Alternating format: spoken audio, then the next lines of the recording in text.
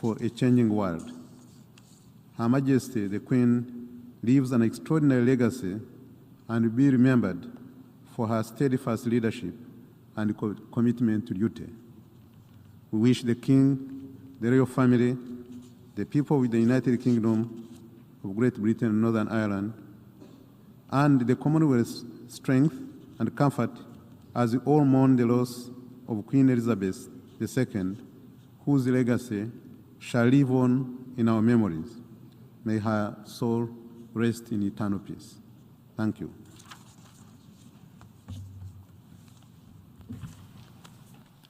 I thank the distinguished representative of Rwanda. And now I give the floor to the distinguished representative of Czechia to speak on behalf of the European Union.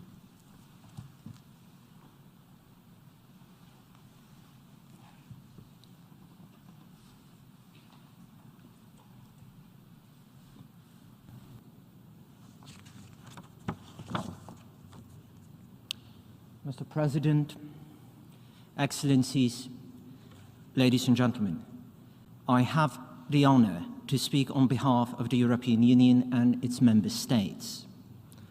The candidate countries North Macedonia, Montenegro, Albania, Ukraine, and the Republic of Moldova, and the EFTA countries Iceland and Norway, members of the European Economic Area, as well as Georgia, align themselves with this statement. Today, we gather to pay tribute to the memory of Her Majesty Queen Elizabeth II. We wish to begin by reiterating our deepest condolences to the royal family, the government and people of the United Kingdom, and the wider Commonwealth of Nations. Queen Elizabeth II dedicated her whole life to the service of her people. She was an anchor of stability during her 70-year reign. As the UK's longest reigning monarch, Queen Elizabeth has witnessed war and reconciliation in Europe. She has seen the turbulent years of the Cold War and the momentous changes of the 21st century. She was a source of strength in challenging times, a source of unity in times of upheaval, and a source of inspiration for our generations.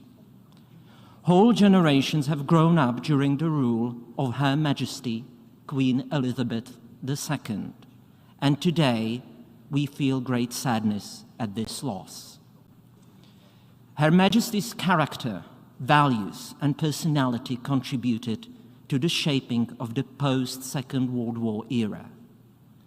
For our European nations, Queen Elizabeth provided a symbol of reconciliation among our countries. She experienced the devastation of the Second World War and knew the importance of trust and cooperation among nations. We will always remember her contribution to reconciliation among our nations after the Second World War and during the Cold War. Queen Elizabeth was a true believer in cooperation amongst nations, multilateralism, and in the United Nations. When addressing the General Assembly in 2010, she underlined that while many things in the world have changed, the aims and values which inspired the UN Charter endure. Mr. President, Her Majesty the Queen once said, "Grief is the price we pay for love." Today, we join in grief in mourning her passing. We will remain inspired by her devotion, dedication, and commitment. Her grace and dignity will stay with us all. I thank you. I thank the distinguished representative of Czechia. And now I give the floor to the distinguished representative of Samoa, who who will speak on behalf of the Pacific Small Island and Developing States.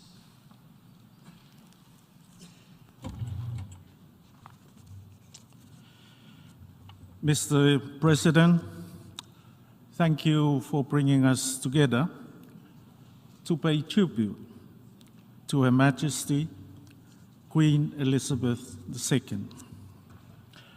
I have the honor to deliver the following statement on behalf of the members of the Pacific Sits family, namely the Federated State of Micronesia, Fiji, Kiribati, Nauru, Palau, Papua New Guinea, Marshall Islands, the Solomon Islands, Tonga, Tuvalu, Vanuatu, and my own country, Samoa. We express our deepest and most sincere and heartfelt sympathies and condolences on the passing of Her Majesty Queen Elizabeth II on 8th of September 2022. We honor her legacy of unselfish service, not only to her country, but to the Commonwealth of Nations, the global community, and her family.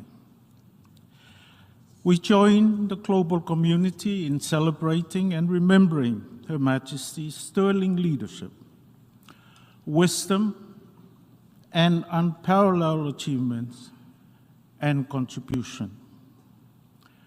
Queen Elizabeth II was a beacon of hope for many, a strong and committed leader, and will be profoundly missed by all. Her serene dignity, calmness, and ability to bring people together and nations through times of great social change and uncertainty was exemplary. The Pacific remembers Her Majesty with fond memories, having first visited Tonga and Fiji in the 1950s, and continued to visit all our member states in the Southern Pacific at least once during her 70 years reign. I remember her visit to my country in February of 1977 as part of her Silver Jubilee tour of the Commonwealth countries. We shall miss her calming presence, tempered with compassion, defined for us what it is to embody civic duty and grace under pressure, and inspiration in how to deal with adversity. Many of our Pacific countries remain as members of the Commonwealth after gaining independence, and three have continued to recognize the Queen as their head of state. On a personal note, I had the great honor and privilege of meeting Her Majesty on numerous occasions during my 9 years as High Commissioner of my country to the Court of St. James, during her garden parties and annual celebration of Commonwealth Day. She was the epitome of dignity and character. Our prayers and thoughts are with the Queen's family, the government and people of the United Kingdom during this difficult and sad time of sorrow. May Her Majesty's soul rest in peace. We also take this opportunity to express our best wishes for the future reign of King Charles III of the United Kingdom of Great Britain and Northern Ireland. I thank you. I thank the distinguished representative of Samoa, and now I give the floor to the distinguished representative of Saudi Arabia, speaking on behalf of the Gulf Cooperation Council.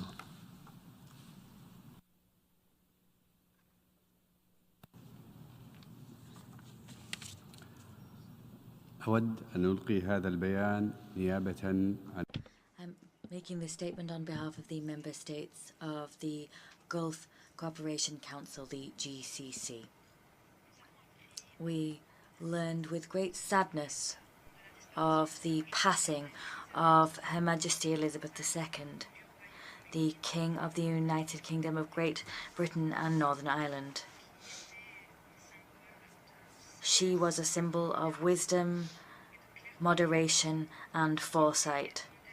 She was a model of leadership and has been immortalized in history. We recall Her Majesty's efforts to tighten the relationships between the United Kingdom and the GCC, and we remember the role she played to strengthen the bonds of partnership and friendship between the United Kingdom, again, and the GCC and all its constituent countries.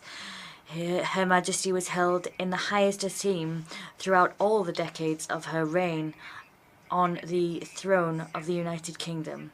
She dedicated her life to the service of her nation and to the service of peace. The world will never forget her great legacy and everything she did throughout her trajectory on the throne. We reaffirm the importance of relationships which tie the United Kingdom with the GCC member states, and we remember the central role that these relationships play in order to buttress security and stability, as well as development in the region throughout the world. These relationships are key in strengthening the bonds between our countries in the interests of our people. In conclusion, we congratulate His Majesty King Charles III of the United Kingdom of Great Britain and Northern Ireland, head of the Commonwealth, on his accession to the throne of our friendly country, and we express to him our wish for health and for prosperity for his country. Thank you. نشكر المندوب المحترم للمملكة. We thank the delegate of the Kingdom of Saudi Arabia. On behalf of the Pacific Island Forum.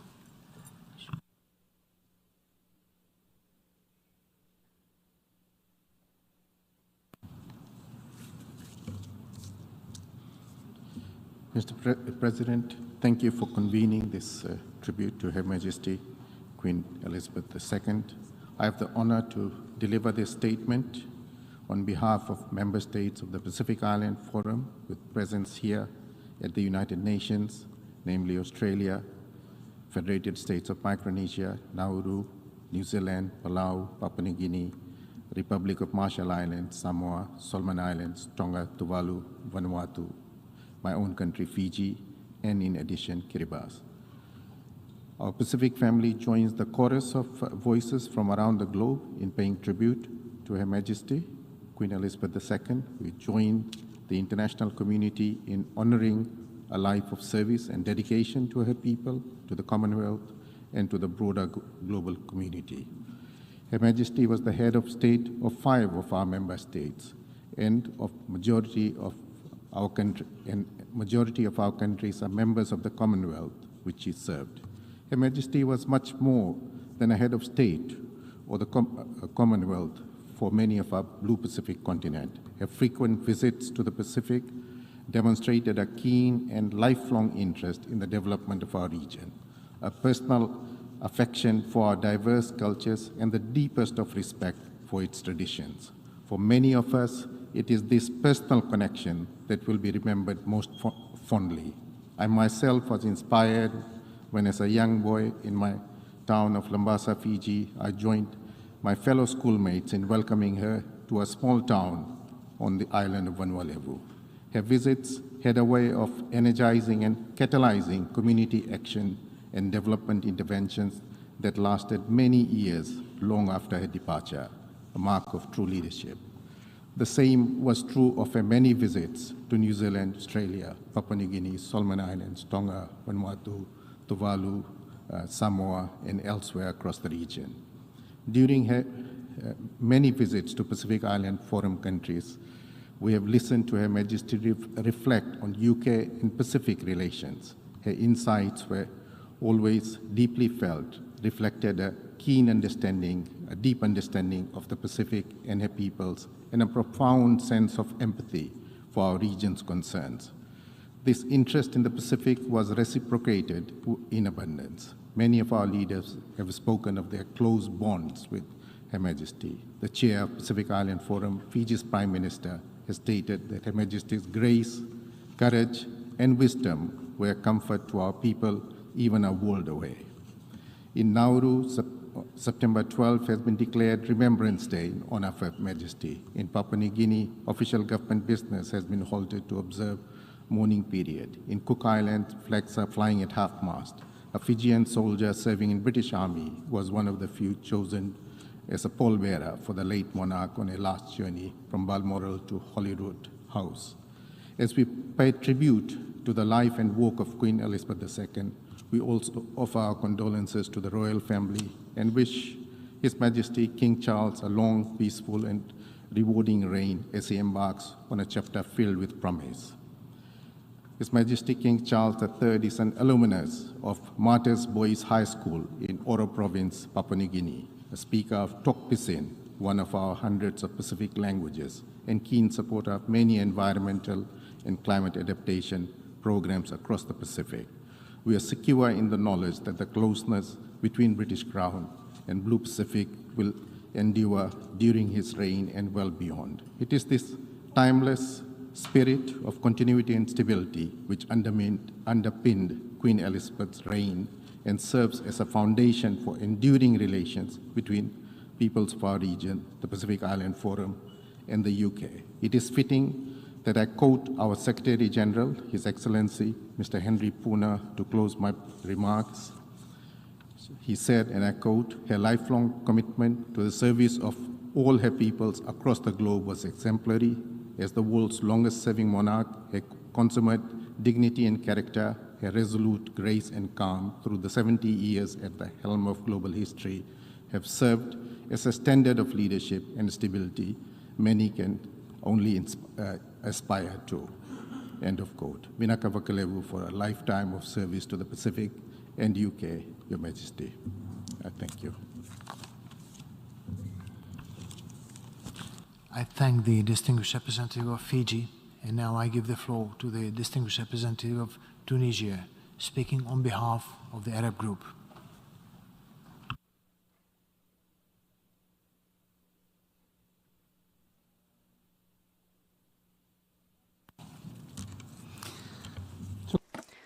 Thank you, Mr. President. At the outset, I would like to thank the President for convening this meeting to pay tribute to a very exceptional international figure, Her Majesty Queen Elizabeth II.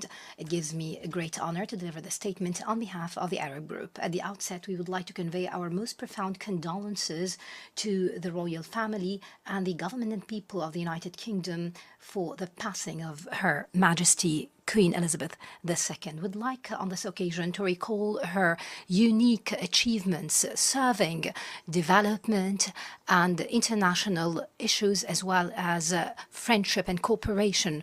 Her role as an inspirational leader, thanks to all what she has achieved throughout her life, will remain, especially throughout 7 decades or more, a service for her people, the people of the Commonwealth, and the world at large. It will remain and stand the test of time for the current and future generations. She will remain an example of wisdom and political acumen and a symbol for the unity and stability of her country. We renew our deepest condolences to the royal family and the people of the United Kingdom. Thank you.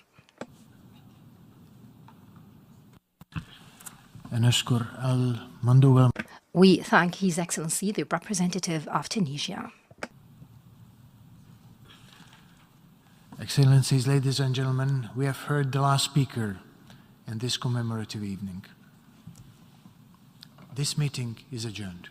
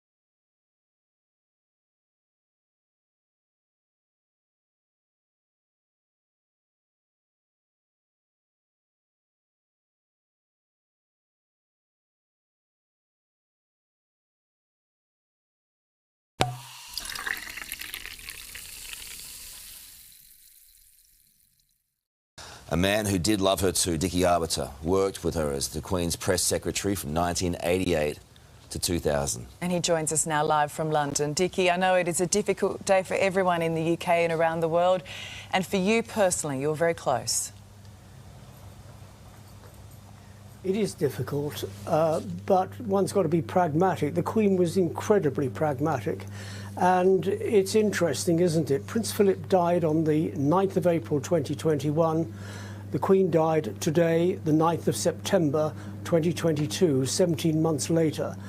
I don't think she ever really recovered from the loss of Prince Philip. He was a liege man for 73 years.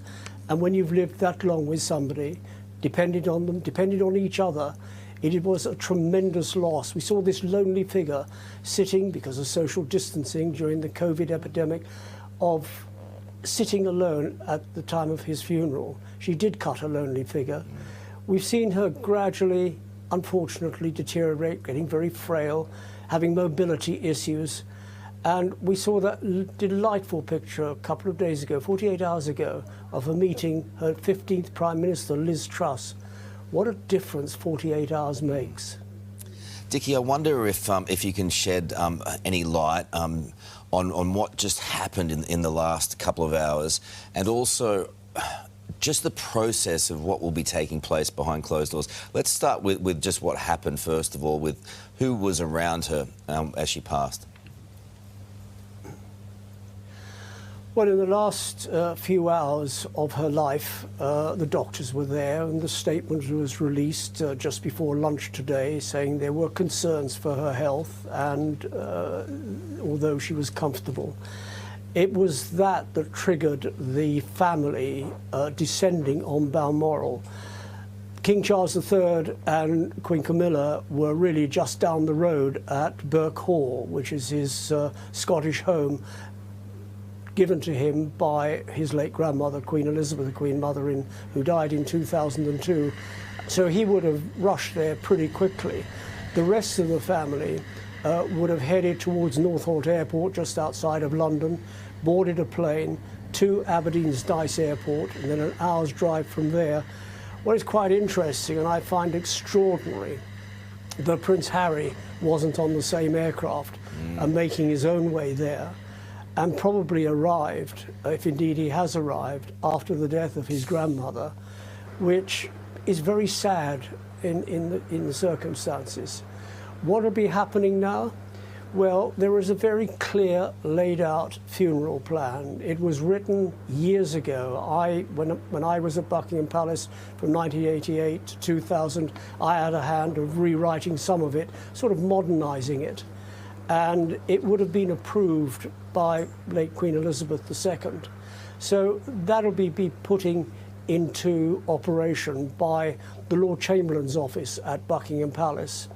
There will be, the next 24 hours, her coffin will stay at Balmoral in order to give estate workers and locals an opportunity of bidding farewell to their boss, after which it will then come down south to London and will probably go to either Buckingham Palace or Windsor Castle, the respective throne rooms, where it'll stay for about 3 or 4 days before moving to Westminster Hall for the lying in state, where the public will be able to file past and pay their respects before the 9th day, when the coffin will be taken to Westminster Abbey for the funeral service, and thence on to St George's Chapel, Windsor Castle, for the interment. So it's a very lengthy period, a very long period, and a very sad period when people will be able to express their emotions, whatever way.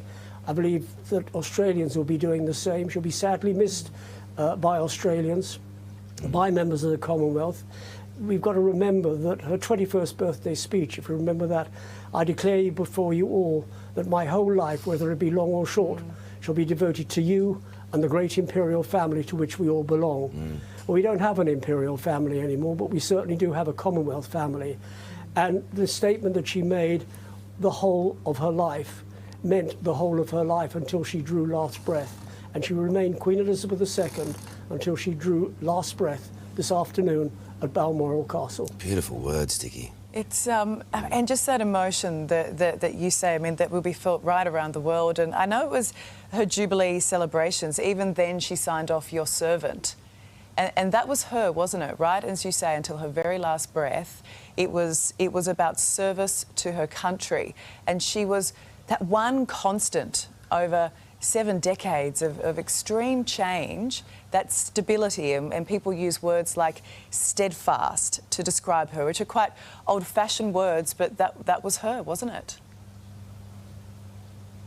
Ali, you've said it all. It was about duty. It was about continuity. It was about commitment to the people. Who can forget those words that she uttered during the start of the COVID pandemic on the 5th of April 2020, in which she said, and you said earlier on, we will see our friends again. We will see our families again. We will meet again. Very stoic, very much for the people, very much person who gave confidence to the people. They looked to her. When there was a time of celebration, they went to Buckingham Palace, they looked to her. When it was time of tragedy, they looked to her. And who can forget the Platinum Jubilee, the appearances on the balcony after trooping the colour. She didn't go to it, but she appeared on the balcony to a roar of spectators, all the way from Buckingham Palace, all the way up to Trafalgar Square, almost a quarter of a mile. And then the Platinum Jubilee itself, when she appeared on the balcony. And that wonderful sequence, you mentioned the opening of the Olympic Games and the sequence with James Bond, but something that overtook that completely was that wonderful sequence with Paddington Bear and the drumming on the cup and saucer to the beat of the drums, "We Will Rock You," that got picked up by the Royal Marines drummers outside the palace. She was a wonderful woman, and people will remember for her commitment, her duty, her love of people, her love of the Commonwealth, her love of Australia, of the realm states. Nobody can forget that, and nobody can take that away. Well said again, Dickie. Michael's has more this, so you can have more fun.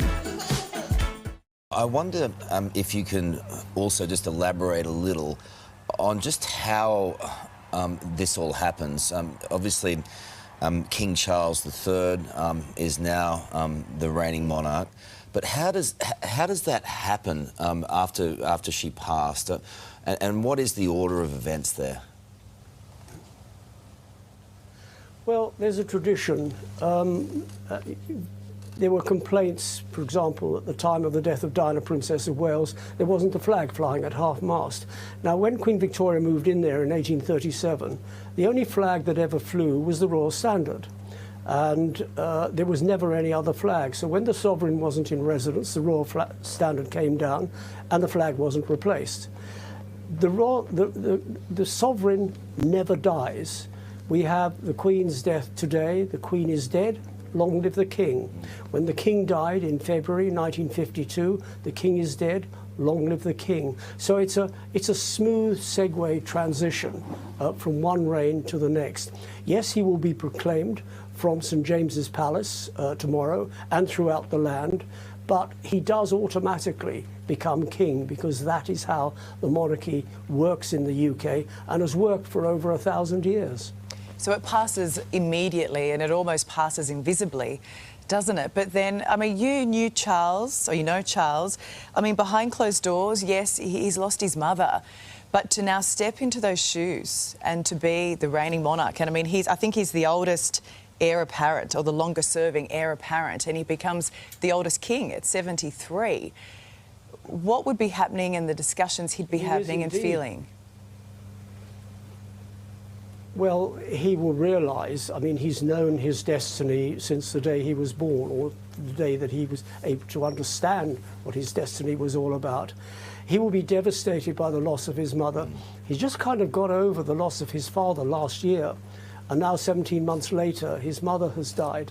He was very close to her, despite what various reports have come out over the intervening years. He will feel that she's a very hard act to follow. She was very pragmatic. She was very straight. She wasn't involved politically, but she was able to have her weekly audiences with prime ministers, 15 of them. Well, Liz Truss never had an audience, but she did have a meeting when she was appointed and kissed hands 2 days ago. But she was able to have these meetings with prime ministers knowing that whatever was discussed, nothing went beyond the four walls of her audience room. And as far as the people were concerned, she was a queen of the people. You mentioned earlier about the walkabout. She invented the modern walkabout. Let's not move away from King George V and Queen Mary, who actually invented the walkabout during the First World War. They visited troops convalescing in hospitals. They visited various areas that were bombed by the Axis powers. So they invented the walkabout, but the Queen very much invented the modern walkabout, and people were appreciative of that. To actually have the Queen stop and talk to them. That had never happened before. And it was innovative for the Queen to suddenly be in immediate contact with the people that she was reigning over. And that was quite a move forward. When her mother died, and the Queen has always evolved during the course of the reign. She always used to wear sort of floral print dresses, rather dowdy, I think most people would say. But when her mother died, she suddenly transformed into bright colours. She always said, I have to be seen to be believed. And my goodness, when she transformed after the death of her mother into emerald green, turquoise blue, cerise red, canary yellow, you could see her from the moon. So she really was seen to be believed. She will be desperately missed, not just by the people of the United Kingdom. She'll be missed by the realm states, which Australia is one of them, and I'm sure many Australians will miss. Yes, there is a Republican undercurrent there. There's a Republican undercurrent here in the UK, but people will miss her. People will miss her at the Commonwealth. They've already missed her at the Commonwealth Heads of Government meetings, of which King George III, King Charles III now presides over. So she will be a figure that's missed. She's been around on the throne for 70 years. She's met every president of the United States except LBJ. She never got to meet him. She's met every world leader. Some of them have died years ago. Some of them are not. I mean, Gorbachev was probably the last world leader she met who died only last week. So she will be sadly missed. And the king will find it a very hard act to follow. But he will do things differently because we know, we being the globe knows, his thinking on climate change, his thinking on the environment, on education, all sorts of issues. He'll have to rein in. Because he can't voice opinions as king in much the same way as he did as Prince of Wales, but we already know what his opinions are. And these opinions will then be taken up by Prince William, Duke of Cambridge, who will ultimately, in the fullness of time, become the next Prince of Wales.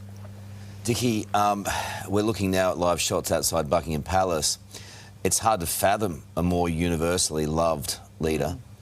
You're going to see a huge outpouring of emotion there. You're saying that Balmoral may not lend itself to such an outpouring of grief and celebration of life. But in the next couple of hours, I suppose the King will make some address of some kind. He's already released a statement, a very pointed and quite emotional statement. But it's hard to fathom them not actually coming and doing something, or maybe it's tomorrow. But either way, there's going to be tens of thousands of people around the clock outside Buckingham Palace now. As I said before, this woman was loved. He will make a statement, ultimately. I'm not sure what broadcast crews are up at Balmoral. I'm sure they've all scrambled up there. So there will be something coming from him. But I think for the time being, he needs to be left alone in his grief. And in the fullness of time, probably tomorrow or even the next day, he will come out and he will say something. Because he's very good in front of the camera. He's very good at doing pieces to camera, as his mother was. And he will want people to know about her last hours, about him, and about his reign. He might not give much away, but he will come out and say something. It is a difficult time, particularly when, as I said earlier, you've lost your father in April 2021, and your mother in September 2022, to lose two parents in the space of 17 months is very hard for any family, irrespective of what your age is. And Charles is 73, going to be 74 in November. But yes, we will hear from him because he knows that he's got to say something, and he won't be backwards in coming forwards in doing that. Dickie, I did notice too that as the people gathered to mourn the passing of the Queen outside Buckingham Palace, a rainbow appeared, which I don't know, I just think that's something that's just a quite lovely thing to note. But it was the BBC, it was 3:32 a.m. our time, which announced the passing of the Queen. Do we know, because it did seem to happen so quickly, do we know if her family made it in time to say their farewells? The majority of the family did make it. I'm not sure whether Prince Harry made it because he decided to go under independent means while the rest of the family got on a plane at Northolt. The King and the Queen were at Burke Hall, which is just down the road from Balmoral, so they were able to get there pretty early once the bulletin had been issued, and probably even before, because they would have been called by the private secretary, Sir Edward Young, that the doctors are about to issue a statement and he should get over there, and he would have got over there. The rest of the family arrived in the course of the afternoon. The Duke of Cambridge came alone because the Duchess stayed behind because her children's first day at school. Which nobody would begrudge that. The Earl and Countess of Wessex were also on the flight. Princess Anne was already up there, as was the Duke of York. So Prince Harry, I'm not sure whether he's arrived. He was going independently. That remains to be seen. A great pity that he didn't make it before the death of his grandmother. That would have been the right gesture. But you know, who knows the way they operate. You mentioned Camilla then, obviously Charles, King Charles. You mentioned that she's Queen Consort. You also said, how will she be referred to? And just take us inside her life now. Well, she would be referred to by her name. Her name is Camilla. She will be referred to as Queen Camilla in much the same way as in the reign before the Queen. It was King George VI and Queen Elizabeth. So in this reign, new reign now, it'll be King Charles III and Queen Camilla. Oh. That's how she'll be referred to. She'll be very good. She's been terrific when Charles was Prince of Wales in supporting him and encouraging him, in reining him in when he sort of looked as though he was losing it, which not very often. She's very good with people. When she talks to somebody, she gives them quality time. She looks at them, she looks them in the eye and talks to them, not over their shoulder to see who might be more important. But she does give the individual quality time before moving on. She's very good at charity work. She's very good at osteoporosis, which her mother died of. And she's been very innovative in children's literature, in getting children to read books, and even got an Instagram site in which she reads books in the hope that children are going to follow suit. So she is going to be a tremendous support to King Charles. She's going to be tremendous support to the country. And I think they'll do a terrific job. As I said a moment ago, a hard act to follow, Queen Elizabeth II, but in their own way, they will do it. Mm. Dickie, can I ask you, when did you realise that there was something seriously wrong and that she had perhaps passed? Because it's very rare for her doctors to release any medical information about the Queen. They always keep that very quiet. So when they did that earlier today to say that she was comfortable but had taken a turn, was that at that point it was very clear that, that she had passed or was going to? I'm sorry to have to say this and admit to this, but when the mobility episodes were first announced at the end of last year, I had a sneaky suspicion that the Queen would not last 2022. We've seen her come back and forth. She did quite a few things over Christmas while she was up at Sandringham, and she looked terrific. And then she did a few things after Christmas. She missed the service at St George's Chapel at Easter, something that she never missed before. She was, yes, she was at Prince Philip's funeral, which was a very sad occasion for her. But every time we'd seen her, she looked to be becoming frailer and frailer. And there's only so much a body can take. And then we got increasing mobility episodes where, yes, she was going to do something and then pulling out at the last moment. Prince Philip's Thanksgiving service comes to mind. Various other engagements. Remembrance Day, something that she never pulled out of. She was always there because she was the last serving head of state, the only serving head of state who actually served in the military during World War II, albeit in the ATS. So there were things that were actually booked for her to do, but she pulled out at the last moment, much to the disappointment of a lot of people, more so disappointment to her that she wasn't able to do it. And every time we saw her, and particularly the last time we saw her, which was a couple of days ago when she met Liz Truss and asked her to form a government, she looked very, very frail. You mentioned earlier her hands were blue. That's as a result of the lack of oxygen, the right oxygen getting into the bloodstream. And it was very, very noticeable. But she did look frail, and anybody who had any doubts would have wondered then, it's not a case of if, but when. And she never really recovered, did she? She cancelled the Privy Purse, cancelled the Privy Council meeting. At that meeting, the new cabinet ministers would have been sworn into their jobs. That was cancelled. And then today, the medics announced that there was grave concern. And as soon as they use words like grave concern, you know that something is seriously wrong. Yeah. And they weren't wrong, they were right. And this afternoon came the news that she had died peacefully.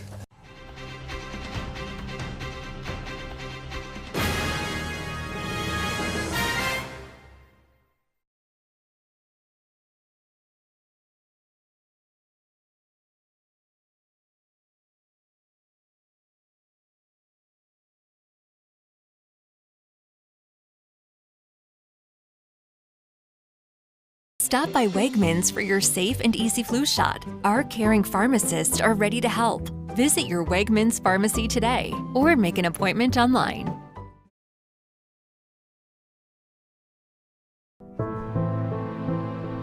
There is a motto which has been borne by many of my ancestors, a noble motto, I serve. Those words were an inspiration to many bygone heirs to the throne when they made their knightly dedication as they came to manhood. I cannot quite do as they did, but through the inventions of science, I can do what was not possible for any of them. I can make my solemn act of dedication with a whole empire listening. I should like to make that dedication now. It is very simple. I declare before you all that my whole life, whether it be long or short, shall be devoted to your service and to the service of our great imperial family to which we all belong.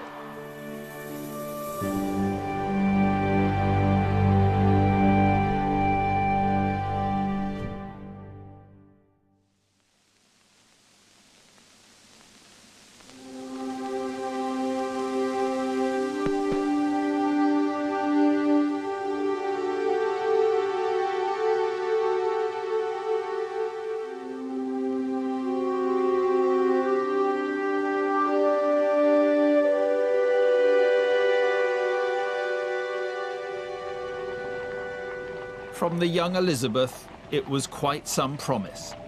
A promise she would keep. Leaving her home on what must surely be the greatest day of her life, Queen Elizabeth drives to her coronation. Through decades of incessant change, she was to be a constant. Preceded by her guards and escorted by her cavalry, she drives through cheering crowds down the gaily decorated avenue of the Mall.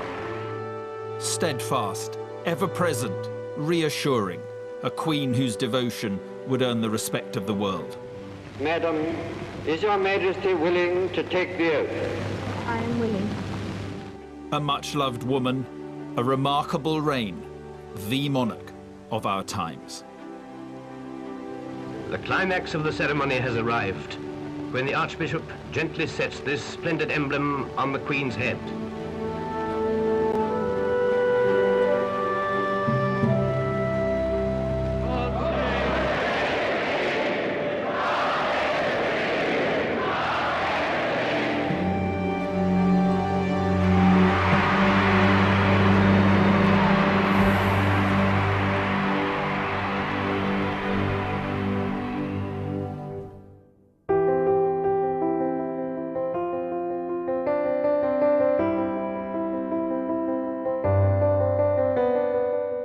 Elizabeth Alexandra Mary Windsor was born into the most extraordinary life. Her early life was the life of a relatively normal family, a family that wanted to be away from the prying eyes of the cameras. Princess Elizabeth's father was the shy, unassuming Duke of York. Duke and Duchess of York, her parents, didn't have to do very much in those days, not nearly as much as members of the royal family do these days. They were a close and loving family. Princess Elizabeth and her sister Margaret were to spend much of their childhood in Scotland. I think Scotland, from that age onwards, was always the fun place where you could go a bit wild, you know. I mean, we played a game called Catching Happy Days, which involved roaring around the garden at great speed, catching the leaves as they fell off the trees. That kept us happy all day. You can't imagine children with iPads and every sort of funny game being content with that sort of thing now. I think of the two young princesses, Princess Elizabeth was always the serious-minded one. She had a wonderful sense of humour, but basically she was serious. But had a very nice sort of elder sisterly regard for her little sister. They were quite often with their parents, more so perhaps than other children of the same class. But of course it was very different in those days. In all these processions and in the groups on the balconies, the public caught charming glimpses of the young princess who was third in line of succession to the throne. I think she realized that she had a public side as well as a private side, even at quite a young age, really. That was the way you behaved. I don't think she thought of herself as tremendously different to other children, but on the other hand, there were certain restrictions that she would have accepted as necessary.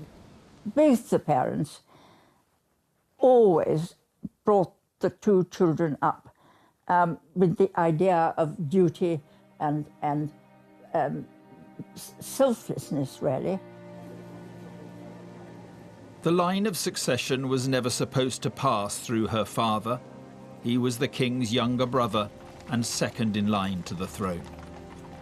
Well, Britain had found herself faced by a constitutional dilemma, unprecedented even in her long and eventful history. Within months of his coronation, Princess Elizabeth's uncle, Edward VIII, was faced with a choice between marrying the woman he loved or remaining as king. I have found it impossible to carry the heavy burden of responsibility and to discharge my duties as king as I would wish to do, without the help and support of the woman I love. King Edward abdicated. It was a dereliction of duty on his part. He'd let everybody down, let the family down. And it was a decision that was to have dramatic consequences for the young Elizabeth. The fact that it was ultimately going to affect her too, and the nature of how her life would pan out, was probably too difficult to comprehend for one so young. But it did change her life. And his decision as King Edward VIII to leave would ensure that she would one day be queen. When Princess Elizabeth watched her father's coronation, it was more than an exciting spectacle. At just 10 years old, she now knew it was also her destiny. She knew she would one day be queen. It naturally completely changed their life. This young Elizabeth, whose life was set to be one of living a relatively comfortable life, suddenly was to have the ultimate job of responsibility, but also a job, of course, that she had no choice over. Realizing her path was preordained, she made a decision. A life of public duty involved great personal sacrifice, one she was more than prepared to make. She had seen the impact that her uncle's abdication had had on her father. To turn your back on not only an obligation, but on something that in the process of coronation you are anointed to do, And I think this worked really deep into her psyche about what the job that she had undertaken was. It wasn't a job, it was a way of life. When the breeze blew the king's hair over his forehead as he studied the map, Princess Elizabeth reacted to her own ideas of how he should look before the cameras. Knowing she would succeed him, the princess observed her father closely. The apprenticeship intensified as the Second World War started. She needed to grow into her role of heir quickly, and she did. The world's greatest city writes in flames an epic of courage that stirs the hearts of free men everywhere.